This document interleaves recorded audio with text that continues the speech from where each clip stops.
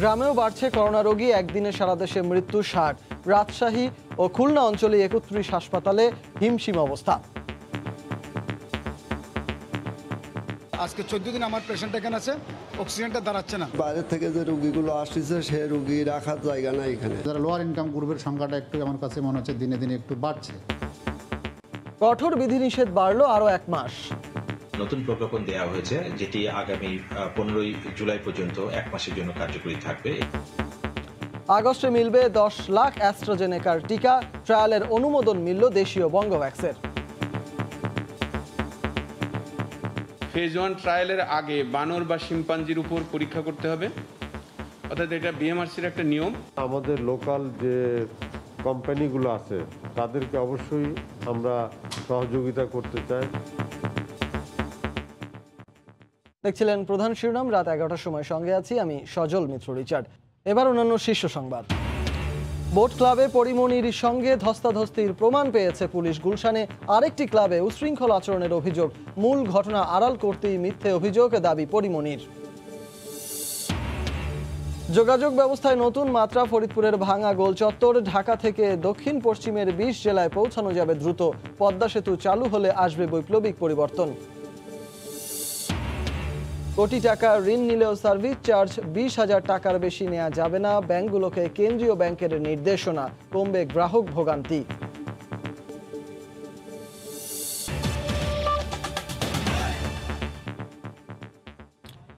শহর ছাড়িয়ে গ্রামেও বাড়ছে করোনা রোগী। সবশেষ 24 ঘন্টায় সারা দেশে মারা গেছেন 60 জন। এদের মধ্যে রাজশাহী ও খুলনা অঞ্চলেই 31 জন। তাদের বেশিরভাগই গ্রাম অঞ্চলের। সংক্রমণ বাড়তে থাকায় অনেক হাসপাতালে স্বাস্থ্যকর্মী বাড়িয়ে চলছে সেবা। রিপোর্টার ও প্রতিনিধিদের পাঠানো তথ্য ও ছবিতে রিপোর্ট। দফায় দফায় বিধিনিষেধ বাড়লেও কমছে না দেশে করোনা সংক্রমণের পরিস্থিতি। শহর ছাড়িয়ে এখন গ্রামেও হানা দিয়েছে। প্রতি ঘন্টাতেই হাসপাতালে বাড়ছে রোগী আসার সংখ্যা, যার বেশিরভাগই গ্রামের। আর এতেই ভাবনা বাড়ছে। সারা দেশে 55 দিন পর সবচেয়ে বেশি শনাক্ত আজ, আর মৃত্যু 44 দিন পর সর্বোচ্চ। সংক্রমণের হটস্পট রাজশাহী বিভাগে গত 24 ঘন্টায় 17 জন মারা গেছেন। আর রাজশাহী মেডিকেল হাসপাতালের করোনা ইউনিটে শেষ 24 ঘন্টায় 13 জনের প্রাণহানি হয়েছে। এর মধ্যে 5 জন করোনায় ও 8 জন উপসর্গ নিয়ে মারা যান। বিভিন্ন গ্রাম থেকেও আসতেছে, শহরের মধ্যেও যারা আছে তারাও আসতেছে। মানে যারা লোয়ার ইনকাম গ্রুপের সংখ্যাটা একটু আমার কাছে মনে হচ্ছে দিনে দিনে একটু বাড়ছে। রাজশাহী ছাড়াও সংক্রমণের ঊর্ধ্বগতি খুলনা, যশোর, চাঁপাইনবাবগঞ্জ, চট্টগ্রাম, সাতক্ষীরায়। ঝুঁকি বাড়ছে সীমান্তবর্তী ঠাকুরগাঁও, দিনাজপুর, চুয়াডাঙ্গা, ঝিনাইদহ ও কুড়িগ্রামে। সাতক্ষীরায় সবচেয়ে বেশি, 53% উপরে শনাক্তের হার। এদিকে লকডাউন না মানায় খুলনার পাইকগাছায় অভিনব উদ্যোগ নিয়েছে প্রশাসন। মাস্ক না পরে ঘুরে বেড়ালেই জরিমানা হিসেবে নমুনা পরীক্ষা করা হচ্ছে। আর এতেই কারো কারো শরীরে মিলছে করোনা ভাইরাসের উপস্থিতি। খুলনা অঞ্চলে একদিনে করোনায় 14 জনের মৃত্যু, নতুন করে আক্রান্ত 222 জন। সাপোর্টিং স্টাফ আরও কিছু বেশি থাকলে রোগীদের সার্ভিস দেওয়া আমাদের জন্য আরও বেশি সুবিধাজনক হতো। ভারতীয় ডেল্টা ধরনের সংক্রমণ পাওয়ার পর থেকেই উদ্বেগ উৎকণ্ঠা বাড়ছে চট্টগ্রামে। গত 24 ঘন্টায় বিভাগটিতে 8 জনের মৃত্যু হয়েছে, শনাক্ত হয়েছে 368 জন। লকডাউনেও লাগাম টানা যাচ্ছে না যশোরে করোনা আক্রান্ত ও মৃত্যুর সংখ্যা। একদিনে করোনায় মারা গেছে 5 জন, নতুন করে শনাক্ত 204 জন।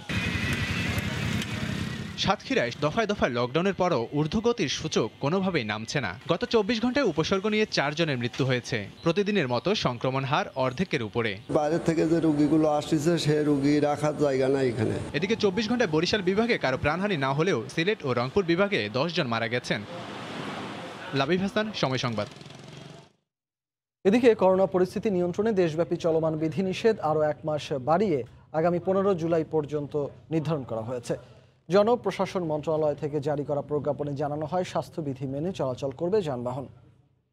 নতুন প্রজ্ঞাপন দেওয়া হয়েছে, যেটি আগামী 15 জুলাই পর্যন্ত 1 মাসের জন্য কার্যকরী থাকবে। এবং এই প্রজ্ঞাপনের মধ্যে উল্লেখ্য যে বিষয়টি রয়েছে তা হচ্ছে আমাদের যেখানে সংক্রমণ বেশি সেখানে স্থানীয় পর্যায়ে জেলা প্রশাসন, কারিগরি কমিটি এবং স্থানীয় জনপ্রতিনিধিদের সঙ্গে নিয়ে তারা কঠোর বিধিনিষেধ আরোপ করতে পারবেন। সরকারি, আধা সরকারি, বেসরকারি, স্বায়ত্তশাসিত প্রতিষ্ঠানগুলো, ব্যাংক এবং আর্থিক প্রতিষ্ঠানগুলো খোলা থাকবে পুরোপুরি স্বাস্থ্যবিধি মেনে। অবশেষে জট খুলল গ্লোব বায়োটেকের তৈরি বঙ্গভ্যাক্সের। মানবদেহে প্রয়োগের নৈতিক অনুমোদন চাওয়ার 5 মাস পর সাড়া মিলেছে বিএমআরসির।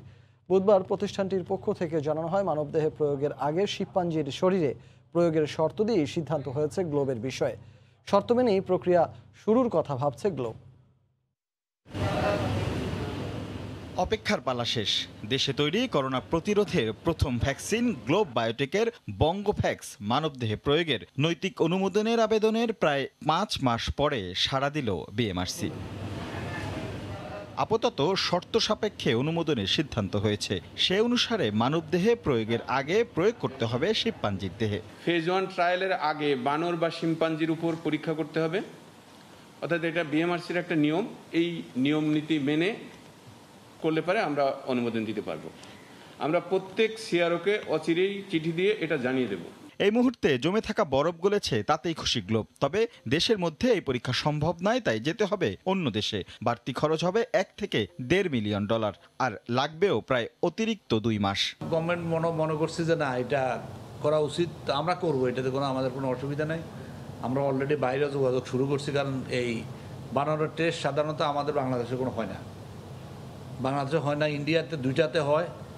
একটা রিগ্রেট করে দিয়েছে, বাংলাদেশের কাজ করবে না। তারা আরেকটা চেষ্টা করছে, যদি না হয় তাহলে আমরা আমেরিকার দিকে আমাদেরকে যাইতে হবে। তবে সিনথেটিক ভ্যাকসিন হওয়ায় বঙ্গোভ্যাক্স তৈরিতে সময় লাগবে না। প্রতি মাসে গ্লোবের উৎপাদন সক্ষমতা কোটি ডোজ।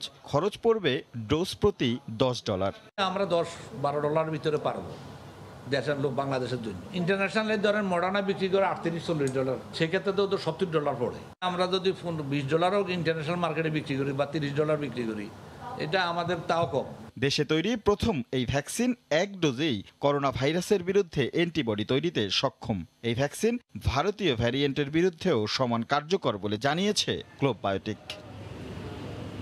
রাশেদ লিমন, সময় সংবাদ, ঢাকা।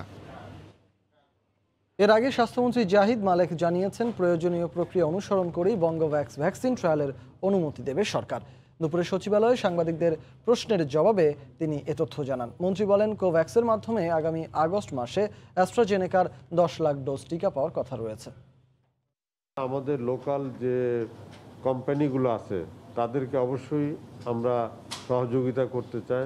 যে প্রোটোকলগুলো আন্তর্জাতিকভাবে স্বীকৃত, সেই প্রোটোকলগুলো কমপ্লিট না করে আসলে আপনি কখনোই টিকা দিতে পারবেন না, কারণ আমরা আমাদের মানুষকে তো ঝুঁকিতে ফেলতে পারবো না। কাজেই আমাদের সেই ট্রায়ালগুলো যদি কমপ্লিট করে আসে এবং সেগুলো যদি অ্যাকসেপ্টেড হয় সঠিক যারা সংস্থা আছে তাদের মাধ্যমে, তখনই তারা হিউম্যান ট্রায়ালের অনুমোদন পাবে। তার আগে তো আমাদের পক্ষে দেওয়া সম্ভব নয়। আগস্ট মাসে 10 লক্ষ অ্যাস্ট্রাজেনিকা টিকা, কোভ্যাক্স টিকা আমরা পাবো। সেই চিঠি আমাদেরকে দিয়েছে, আমরা পেয়েছি। এবার অন্য প্রসঙ্গ। বোট ক্লাবেই অচেতন হয়ে পড়েছিলেন চিত্রনায়িকা পরিমণি। সেখান থেকে দ্রুত তাকে কোলে তুলে দৌড়ে বেরিয়ে আসেন কস্টিউম ডিজাইনার জিমি। বোট ক্লাবের সিসি ক্যামেরায় ধরা পড়েছে এ দৃশ্য। পুলিশ বলছে, ক্লাবে পরিমণি ধস্তাধস্তির যে বর্ণনা দিয়েছেন তার সত্যতা মিলেছে। তবে ধর্ষণের চেষ্টা করা হয়েছে কিনা তা তদন্ত করে দেখা হচ্ছে। 9 জুন রাত 12:22 ঢাকা বোট ক্লাবের সামনে এসে দাঁড়ায় একটি কালো রঙের প্রাইভেট কার। নামতে দেখা যায় চিত্রনায়িকা পরিমণি, অমি ও জিমিকে। একটু পর গাড়ি থেকে নামেন ছোট বোন বনি। এর পেছনে ছিল সাদা রঙের আরেকটি গাড়ি। গাড়ি থেকে নেমে ক্লাবের রিসিপশন অতিক্রম করে তাদের ভেতরে প্রবেশ করতে দেখা যায়। 1.5 ঘন্টা পর পরিমণিকে অচেতন অবস্থায় কোলে নিয়ে বের হতে দেখা যায় জিমি ও এক নিরাপত্তা কর্মীকে। পেছন পেছন বেরিয়ে যান অমি। ক্লাবে কালো রঙের গাড়িতে এলেও বাইরে এসে সাদা রঙের একটি প্রাইভেট কারে উঠতে দেখা যায় তাদের। সেখান থেকে 3:52 বনানী থানায় আসেন পরিমণি। জিমির কাঁধে ভর করে প্রবেশ করেন ডিউটি অফিসারের কক্ষে। কিছুক্ষণ পর সেখান থেকেও বেরিয়ে যান তারা। পুলিশ সেখান থেকে অচেতন পরিমণিকে এভারকেয়ার হাসপাতালে পাঠিয়ে দেয়। শারীরিকভাবে অসুস্থ পরিমণি যখন গভীর রাত্রিতে থানাতে যায়, তখন ওনার ডিজায়ার এবং পুলিশের বিবেচনায়ও তাকে প্রাথমিকভাবে স্বাস্থ্য পরীক্ষা এবং স্বাস্থ্যসেবা পাওয়ার জন্য এটাই যুক্তিযুক্ত ছিল বলে পুলিশ তাকে স্কট করে হসপিটাল পর্যন্ত প্রেরণ করেছে। বোট ক্লাবে পরিমণির সঙ্গে ধস্তাধস্তি হওয়ার সত্যতা পেয়েছে পুলিশ। প্রাথমিকভাবে উভয় পক্ষের সাথে কথা বলে ওখানে যে মারপিট, ভাঙচুর এবং শ্রাব্য অশ্রাব্য ভাষায় গালাগালাজের একটা জিনিস ঘটেছে, এই জিনিসটা আমাদের কাছে প্রাথমিকভাবে প্রমাণিত। পুলিশ বলছে পরিমণির সঙ্গে ঘটে যাওয়া ঘটনায় মিডিয়া ট্রায়ালের কোনো সুযোগ নেই।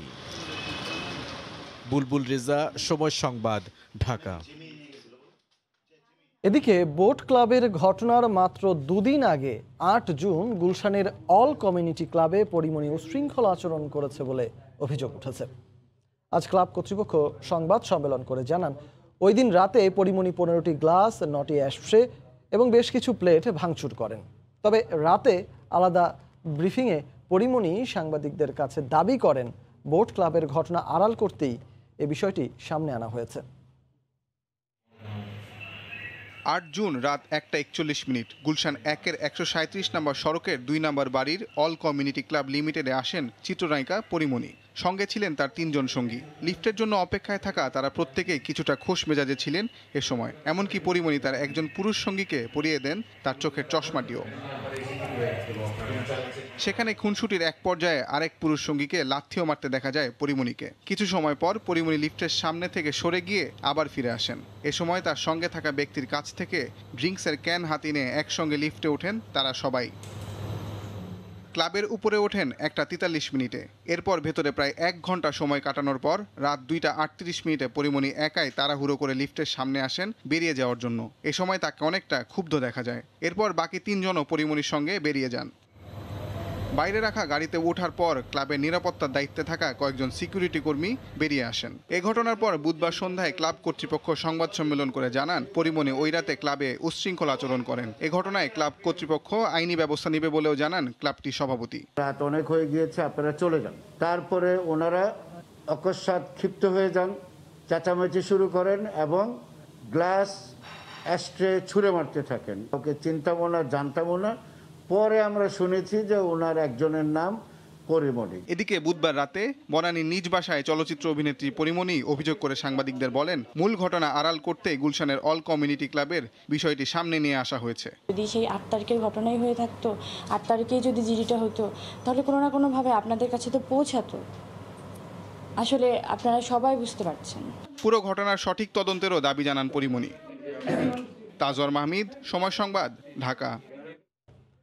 ঢাকা মাওয়া ভাঙা সুপার এক্সপ্রেসওয়ের ভাঙা গোল চত্বর মহাসড়ক যোগাযোগে যোগ করেছে নতুন মাত্রা। দেশের প্রকৌশল বিদ্যার এক অনন্য দৃষ্টান্ত। অসাধারণ নান্দনিক দেশের প্রথম এই এক্সপ্রেসওয়েতে কোনো প্রতিবন্ধকতা ছাড়াই চলে যাওয়া যাবে দ্রুত গতিতে। পদ্মা সেতু চালু হলে এর ব্যবহারে আসবে বৈপ্লবিক পরিবর্তন। নাসির উদ্দিন উজ্জ্বলের রিপোর্টার, ছবি তুলেছেন আবু সাইদ। স্বপ্নের পদ্মা সেতু ঘিরে দুই পাশে 55 কিলোমিটার দীর্ঘ দেশের প্রথম সুপার এক্সপ্রেসওয়ে। সড়কটির নান্দনিকতার চমৎকার এক নিদর্শন ফরিদপুরের ভাঙা মোড়। যোগাযোগ ব্যবস্থায় নতুন দিগন্তের উন্মোচন করেছে এটি। প্রায় 11,000 কোটি টাকা ব্যয়ে নির্মিত ঢাকা মাওয়া ভাঙা এক্সপ্রেসওয়েটি গত বছরের 12 মার্চ প্রধানমন্ত্রী উদ্বোধন করেন। 4 লেনের এই সড়কের দুই পাশে 2টো সার্ভিস লেন করা হয়েছে। এই সার্ভিস লেন দিয়ে ধীরগতির যানবাহন চলাচল করছে। এখানে ওঠানামার জন্য কিছু নির্দিষ্ট পয়েন্ট রাখা হয়েছে। যাতায়াতের সুফলের পাশাপাশি সড়কটির আধুনিক নির্মাণ শৈলীতে মুগ্ধ যাতায়াতকারীরা। জায়গাটার নাম ভাঙা, কিন্তু এসে দেখি কিন্তু আশ্চর্যের বিষয় এটা ভাঙা না। এখানে এসে দেখতে মনে চায় আসলে জিনিসটা কত সুন্দর করছে। ভাঙ্গার 4 রাস্তার মোড়, এখন আর সেই ভাঙ্গা নাই, এখন হলো অনেক উন্নত হয়ে গেছে। এইখানের একটা যে ফিলিংস, আমার মনে হইতেছে আমি কোনো ইউরোপ কান্ট্রিতে দাঁড়ানো। মন খারাপ থাকলে খুব ভালো হয়েছে, এই জন্য এখানে বারবার আসি ঘুরতে। এই এক্সপ্রেসওয়ে নির্ধারিত সময়সীমার 3 মাস আগেই নির্মাণ কাজ সম্পন্ন করে। এক্সপ্রেসওয়েতে 5টি ফ্লাইওভার, 4টি রেলওয়ে ওভারব্রিজ এবং 4টি বড় সেতু রয়েছে। পদ্মা সেতু চালু হলে ভাঙা থেকে মাত্র 1 ঘন্টায় রাজধানীতে পৌঁছে যাবেন। খুলনা থেকে পদ্মা ব্রিজ উদ্বোধন হয়ে গেলে 2 থেকে আড়াই ঘন্টার ভিতরে ঢাকায় যেতে পারবো। দক্ষিণবঙ্গের মানুষের যে অর্থনৈতিক অবস্থা এবং জীবনযাত্রার মান, সেটার ব্যাপক পরিবর্তন হয়েছে। 4 দিক থেকে 4টি করে আলাদা সড়ক বেরিয়ে আসায় এক দিক থেকে অন্য দিকের সড়কে যাওয়া সহজ। 16টি পথের মিলন মেলায় পরিণত হয়েছে ভাঙা চত্বর। এখান থেকে অন্তত 20টি জেলায় যাতায়াত সম্ভব। ফরিদপুরের ভাঙা থেকে নাসির উদ্দিন উজ্জ্বল, সময় সংবাদ। ব্যাংক থেকে কোটি টাকার ঋণ নিলেও সার্ভিস চার্জ 20,000 টাকার বেশি নেওয়া যাবে না। ব্যাংকগুলোকে এই নির্দেশনা দিয়েছে কেন্দ্রীয় ব্যাংক।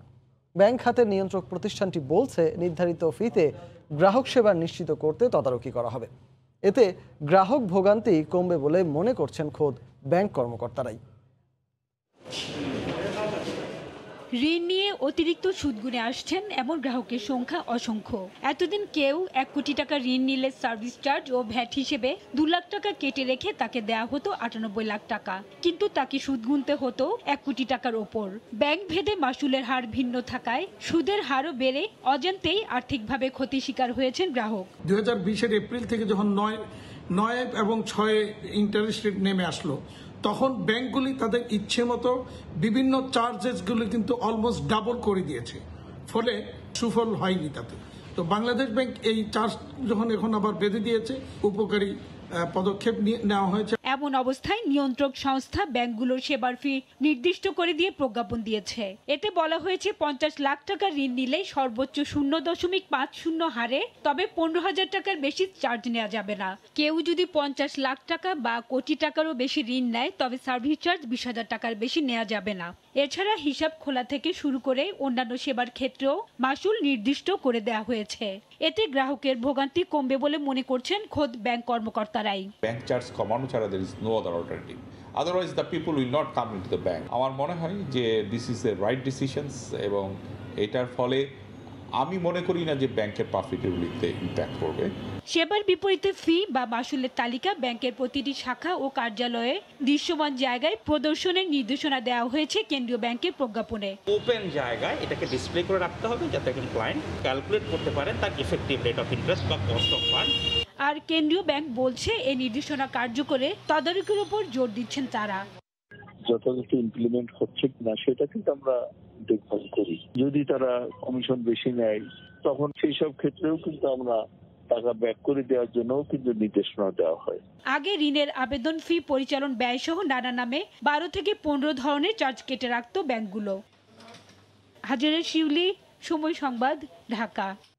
ফ্রান্স করোনা পরিস্থিতির উল্লেখযোগ্য উন্নতি হওয়ায় তুলে নেওয়া হয়েছে রাত্রিকালীন কারফিউ। এ বিষয়ে বিস্তারিত জানাতে প্যারিস থেকে সরাসরি যুক্ত হচ্ছেন সহকর্মী লুৎফুর রহমান বাবু। রিচার্ড, ফ্রান্সে করোনা শুরু হওয়ার দীর্ঘদিন পর কাল বাইরে মাস্ক পরিধান আর বাধ্যতামূলক থাকছে না। দেশটির প্রধানমন্ত্রী জন কাস্তিয়াক এক প্রেস কনফারেন্সে কিন্তু আজকে এই বিষয়টি তিনি জানিয়েছেন। প্রেস কনফারেন্সে তিনি আরো বলেছেন, তারা আসলে যতটা দ্রুত গতিতে অবস্থার উন্নতি হবে বা করোনা পরিস্থিতির উন্নতি হবে প্রত্যাশা ছিলেন, তারও কিন্তু আরো দ্রুত গতিতে করোনা পরিস্থিতির উন্নতি ঘটছে। এবং তিনি জানিয়েছেন, তারা আগে থেকে পর্যায়ক্রমে বিধিনিষেধ তুলে দেওয়ার যে বিষয়গুলো জানিয়েছিলেন, সেই পদক্ষেপগুলো তারা নিচ্ছেন। এবং 30 জুনের পর এখন যেটি কারফিউ বলবৎ রয়েছে রাত 11টার পর থেকে, এটি কিন্তু আগামী রোববার একেবারেই সেই কারফিউ তুলে দেওয়া হচ্ছে। অর্থাৎ 30 জুন যেটি কার্যকর হওয়ার কথা ছিল, তার 10 দিন আগে থেকেই কিন্তু সেটি কার্যকর হতে যাচ্ছে। এবং আমরা যদি আসলে গেল এক সপ্তাহের করোনা পরিস্থিতি পরিসংখ্যানটি দেখি, তাহলে সেখানে দেখতে পাবো গড়ে প্রতিদিন এখন 3 থেকে 3,500 মানুষ করোনায় আক্রান্ত হচ্ছেন, যেটি 2 মাস আগেও 40 থেকে 50,000 ছিল। এখন যে অনেকটাই উন্নতি হয়েছে এই সংখ্যা এবং এই পরিসংখ্যানগুলো কিন্তু তারই প্রমাণ রাখে। পাশাপাশি সরকারের যে ভ্যাকসিনেশন কার্যক্রম, তার গতি কিন্তু অনেক বেশি বাড়ানো হয়েছে। সরকার বিভিন্ন স্থানে, জাতীয় স্টেডিয়াম সহ বড় বড় স্থানে একই সাথে বহু সংখ্যক মানুষকে ভ্যাকসিনের আওতায় নিয়ে আসছে, যার জন্য কিন্তু পরিস্থিতিরও উন্নতি করছে। সরকারের তরফ থেকে জানানো হয়েছে, আগামী আগস্টের শেষের দিকে তারা আশা করছেন যে 80 থেকে 85% মানুষকে ভ্যাকসিনেশনের আওতায় নিয়ে আসবেন। বর্তমানে যেটি আসলে 40 থেকে 45% এই মুহূর্তে রয়েছে, তারা আশা করছেন যে আগস্টের পরে সেটি আরো উন্নতি ঘটবে। এখন আমরা যেটি দেখছি, স্বাভাবিক জীবনযাত্রায় কিন্তু মানুষজন ফিরছে। প্রধানমন্ত্রী আজকে তার প্রেস কনফারেন্সে বলেছেন যে মানুষজন এখন স্বাভাবিক জীবনযাত্রায় ফিরছে। প্যারিস তার স্বাভাবিক জীবনযাত্রায় ফিরছে। বিশেষ করে গত 19 মে বার এবং রেস্টুরেন্টগুলো খুলে দেওয়ার পর এখন কিন্তু জীবনযাত্রা অনেকটা